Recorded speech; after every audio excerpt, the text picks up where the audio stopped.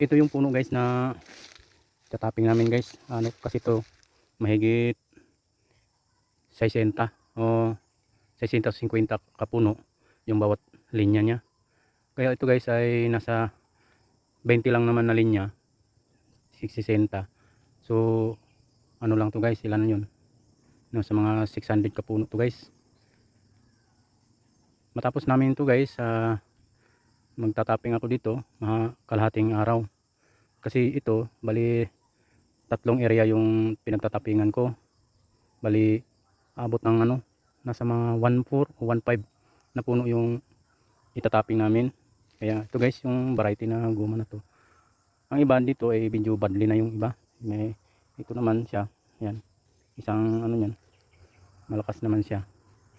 Pero taste lang muna guys kung makahanap ako ng bagong area na medyo hindi kapareha dun sa ibang puno na sira na talaga.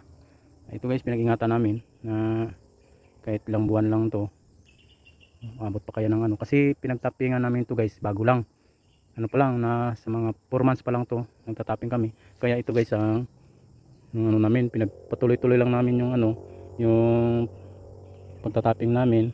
Ayan. Ayan guys, sa susunod na ano guys na vlog, ayan. Ayan guys, oh.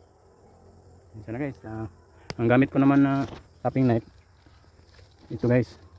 Ito yon, ako lang na nagamit dito kasi ano kasi ito eh, sa ibang bansa to eh, Thailand kasi ito na model. Ito guys, malapad ka to siya.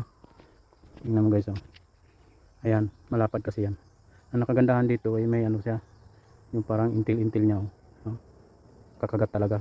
Maganda sa gamitin guys. Kaysa doon sa yung mga ginagamit niyang ano, ng mga tapping knife ng Philippine made. Hindi mo pa natapos tong ano na, napurol na. Pero ito, kahit matapos mo pa yung 1.4 na puno, hindi pa rin siya mapurol. Kaya matibay ito. Kaya tong ano, kahit yung mga badli na puno, yung may mga bukol-bukol ay kayang lagpasan to. Kaya mas matibay talaga to. Kaya yan, oh. Iba ang bakal lang ginamit. Matibay talaga siya. Parang diamond ata yung. Medyo may kamahalan lang po din siya dahil sa sobrang ano, tibay. Thank you guys.